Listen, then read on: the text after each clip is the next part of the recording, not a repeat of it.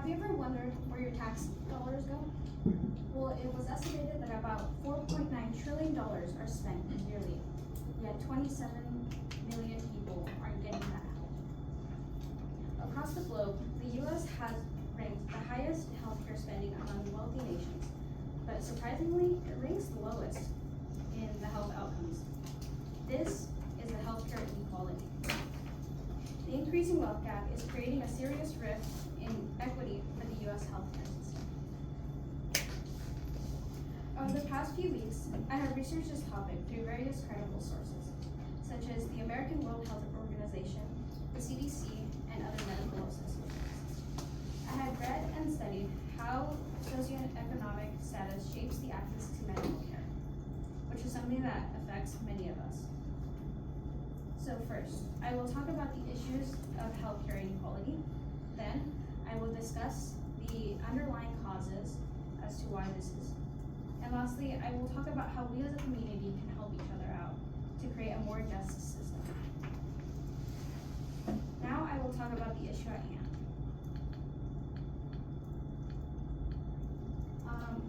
The problem. The current wealth gap is pushing an unequal access to healthcare. Americans of lower income receive worse quality in healthcare than those with a higher income. According to the CDC, adults living below the federal poverty level are about 5 times more likely to report being in fair or poor health than the highest income group. The Lancet reports that the income is one of the strongest predictors of access to timely and effective healthcare, which means that if you're not rich, then you're most likely going to have a poor healthcare system. And going to regular checkups, like if you need to go to the doctors or you're not feeling well, and getting vaccinations is a lot less common in lower income families. Lower income families are harmed by the medical debt. The American Medical Association also states that medical debt is one of the leading causes of personal bankruptcy in the U.S. About more than half of Americans with medical debt owe over more than $1,000, which really affects those with lower wages. This debt causes a greater issue because families of lower income must decide what they have to prioritize. There are many things that they have to prioritize, whether that be getting the help that they need, having to pay for rent, having to pay for food, and it's really difficult on them. On to my second point, I will now discuss the causes. Lower income is looked down upon a lot, and the wealth gap creates a barrier that causes an unequal healthcare system.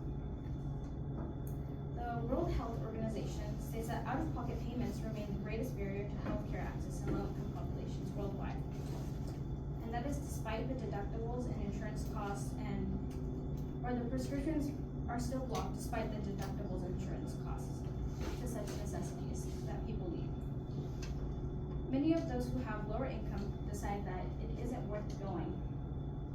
This leads to a worsened outcome and increases the cost in an emergency later on, which increases the cost adding on to those $1,000 that are randomly from other medical emergencies. Communities with lower incomes have less resources near them.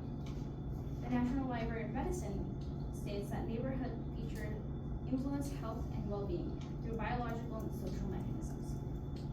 Lower income have to travel further because the good resources are not near them and they often lack basic facilities. There's also a transportation barrier, which is something that they deal with a lot in the lower income families. They have to deal with many things like not being able to ask for time off of work, or just not being able to afford transportation, like buying a car, or sometimes that transportation is just not available to them, and it really affects whether they can have access to all those facilities that are far away, whether it be 30 minutes away to an hour. And now I will talk about how we as a community can help.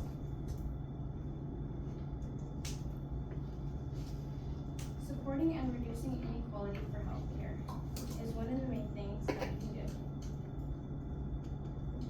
Supporting the policy and efforts that expand affordable healthcare is something that is very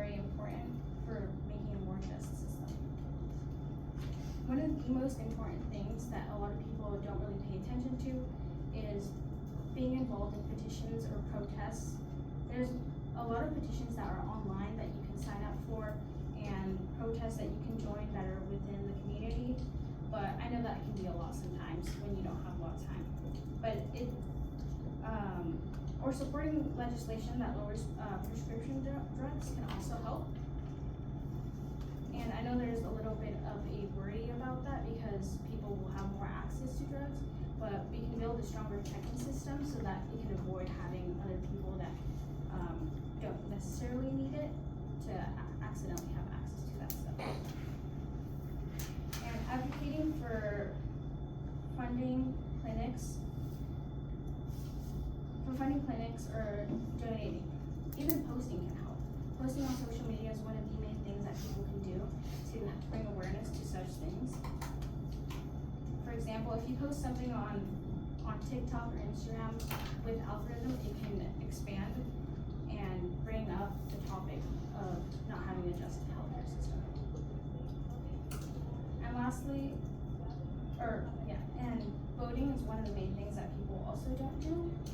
But when you vote, you can support those legislatures that can lower the cost of